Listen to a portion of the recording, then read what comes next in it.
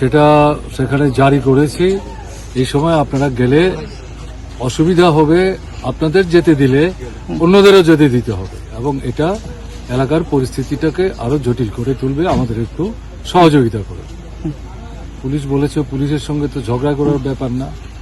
সেই থেকে আরম্ভ করে আজকে হচ্ছে তৃতীয় দিনের চেষ্টায় আমরা আসলাম, কেমন না? তো সবটা তো এখনো দেখা হয়নি, কিছু কিছু জায়গা আমরা দেখেছি, বাকিটা আমরা দেখে তারপরে ফিরব।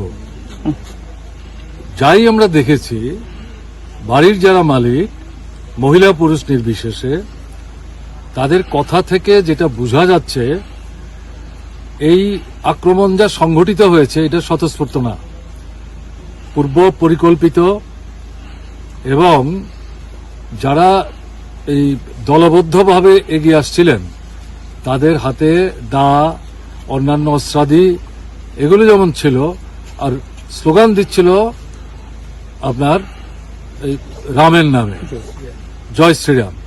জয় শ্রীরাম স্লোগান তো যারা রামকে পছন্দ করে শ্রদ্ধা করে তারা দিতেই পারে। তো রামের নামে স্লোগান দিয়ে এইভাবে আক্রমণ, এবং যা লক্ষ্য করছি তাতে মনে হচ্ছে বাছাই করে করে সম্ভবত লিস্টটি হাতে নিয়ে চিহ্নিত বাড়িঘরগুলোকে তারা আক্রমণের কেন্দ্রস্থল হিসাবে ঠিক করে নিয়েছে, এবং প্রথমে ঢুকে লুটপাট করছে। যা শুনলাম, যা দেখছি আমরা, লুটপাট করার পর জিনিসপত্র একসাথে করে আগুন লাগিয়ে দিচ্ছে। এই 6 মাস 7 মাসের শিশু, সেও তাদের আক্রমণ থেকে রেহাই পেয়ে আমরা দেখেছি, এখন তার কপালে এখনো দাগ আছে। এদেরকে নিয়ে সন্তান সম্ভবা মা তারা কোনো মতে জীবন রক্ষা করেছেন জঙ্গলে গিয়ে আত্মরক্ষা করে, এবং কোনো কোনো জায়গায় পুলিশ কিছু ছিলেন না, তারা ছিলেন, তাদের প্রায় হাতে পায়ে ধরে তারা অনুরোধ করেছেন আমাদের বাঁচান।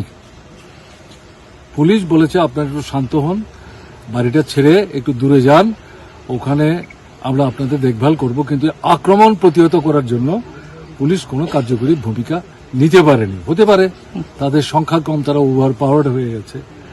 তো এই হচ্ছে ঘটনা। এটাকে মানে পরিষ্কারভাবে এটা বোঝা যাচ্ছে যে একটা বিভাজন তৈরি করা, ধর্মের ভিত্তিতে, সম্প্রদায়ের ভিত্তিতে বিভাজন তৈরি করার রাজনৈতিক লক্ষ্যকে ভাবনায় রেখে এটা এই আক্রমণটা সংগঠিত হয়েছে। এখন অবধি যা দেখেছি এই পরিপ্রেক্ষিতে, এর বাইরে তো অন্য কিছু বলা যাবে না।